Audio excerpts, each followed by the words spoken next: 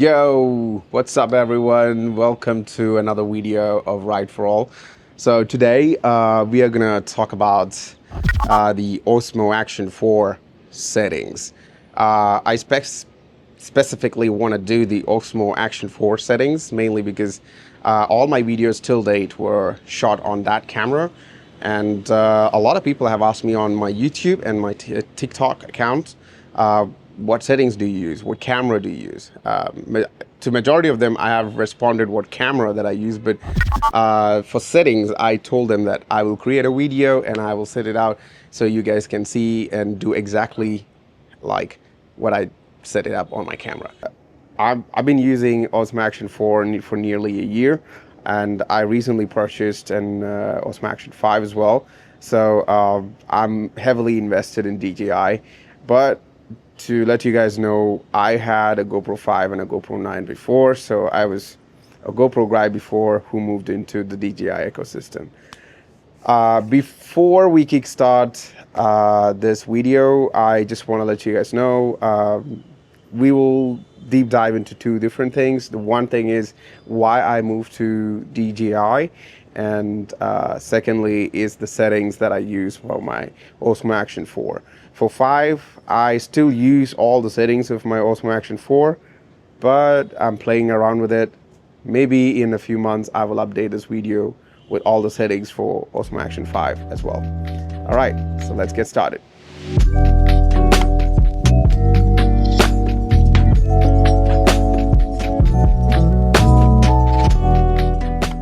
Okay guys, welcome back. So let's see why I moved from GoPro to DJI. So there are three major points. First is the reliability factor. Okay. Second is the ease of use. Third is the value for money. GoPro is still expensive. GoPro is still highly unreliable. You know, you press record and you just want the thing to record and record correctly, not like record just audio or just video. So there are a lot of things with GoPro which went wrong for a long period of time, and that's why I made this transition to DJI, mainly because of these three key reasons. So I think that says it all. This is not a review. I might do a review video of Osmo Action 5 sometime soon. But for now, I just want to let you guys know about the settings. So let's dive into Osmo Action 4 settings.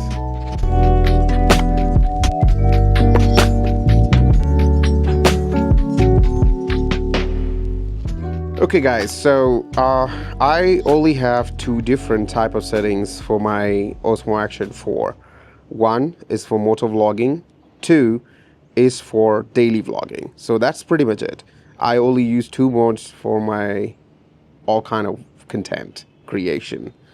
All right, so let's look into the very first one. Sorry, C1. C1 is my motor vlog settings. So here I shoot everything in 4K, 16:9, and in 25 frames per second.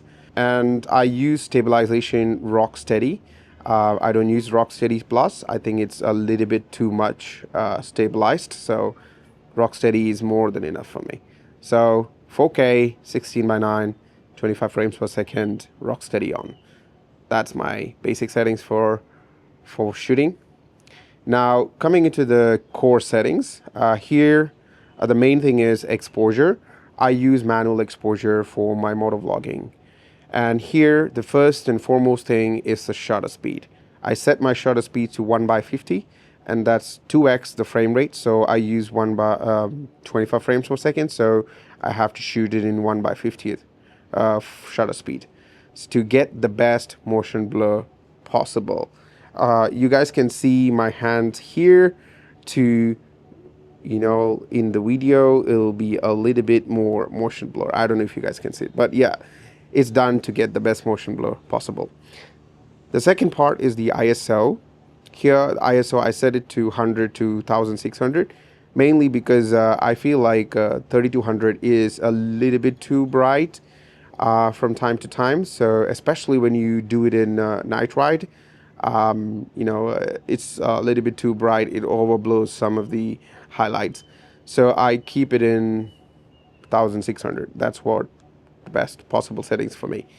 Now going to the EV value, here I keep it in minus 0.3.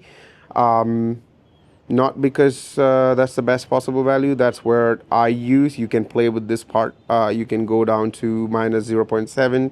It will become a little bit more darker, more contrasty, if that's the look that you're aiming for. So I keep it in minus 0.3, and that's where my things are. So that's how I like it. Okay, so we covered the major part. Now coming to the white balance. Here also you can play with the settings a little bit if you want to, but I keep it in 5500. But yeah, you can just whatever look and feel that you want. If you want more bluish look, you can tone it down a little bit, go down to 4800 or 5000. Or if you want more warmer tones, you can move from 5500 to 5800. But yeah, that's personal preference on how you want the camera and the look and feel to be. Then the next part is color. This is another key part because I use D-Log M 10-bit for editing the footage, to get the best possible look and feel that I need. So yeah, I use conversion lot to edit from D-Log M, and then I use my own LUTs to color grade it. Then the last part, not the last part, sorry, the field of view. Field of view, I keep it ultra wide for my motovlog. Why? As the best possible view as per my idea, that's the best possible view. Okay. Now the last part is the custom adjustments. This is mainly for sharpness and noise reduction settings. So here you can either use a preset, but I use custom, and I make the custom sharpness -1 and noise reduction -1 as well. I don't turn it down to the bottom. Why? Because I just want the camera to do a little bit of sharpening and noise reduction by itself, so that I don't need to work too much on post. So I keep both -1, and that's my setting. All right, so we covered major part of the motovlog. The last part is the mic. So I currently use this mic. It's a USB-C lavalier mic, made in China. It's called the Sunny Life MC490, and this is what I use. I bought a dead cap, and then I use it on the top, and I wire it through my t-shirt and then hook it behind my t-shirt. That's how I record all the audio for my camera.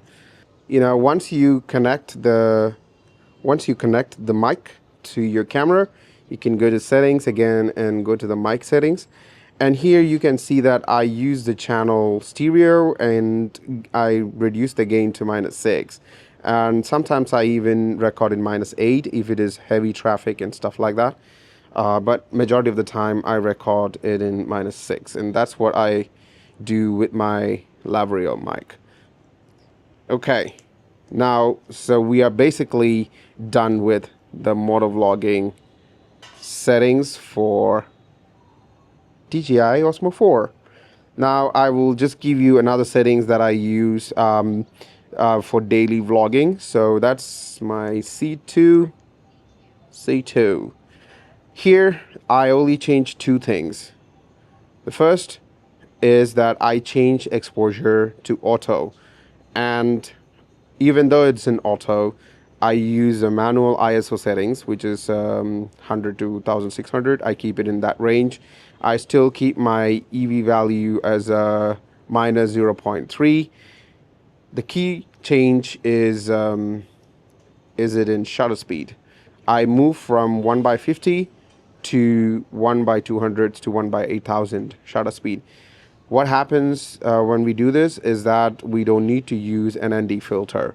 And yeah, you don't need to worry about changing ND filters 8, 16, and 32, different things. I hope somebody builds a variable ND for action cameras. It will be much easier to use, doing things like this. Okay, so that's my key setting change in exposure. The next settings that I change is the field of view. I change from ultra wide to standard for a daily vlog scenario. So those are the only two settings that I change to my second mode. My second mode is my vlog mode, and that's it. Everything else stays the same, and we're done.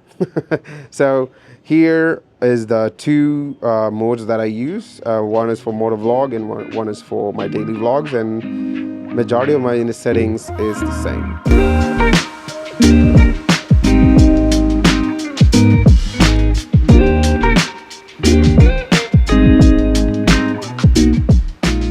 Okay guys, so we are finally done with all the settings. So I gave it all. So you guys know how to set up your Osmo Action 4 if you want the look and feel that I have. That's pretty much it. That's the whole thing. I hope you guys enjoyed the video, and if you did, don't forget to subscribe and like this video. And yeah, stick around for more ride videos and also moto tech. All right.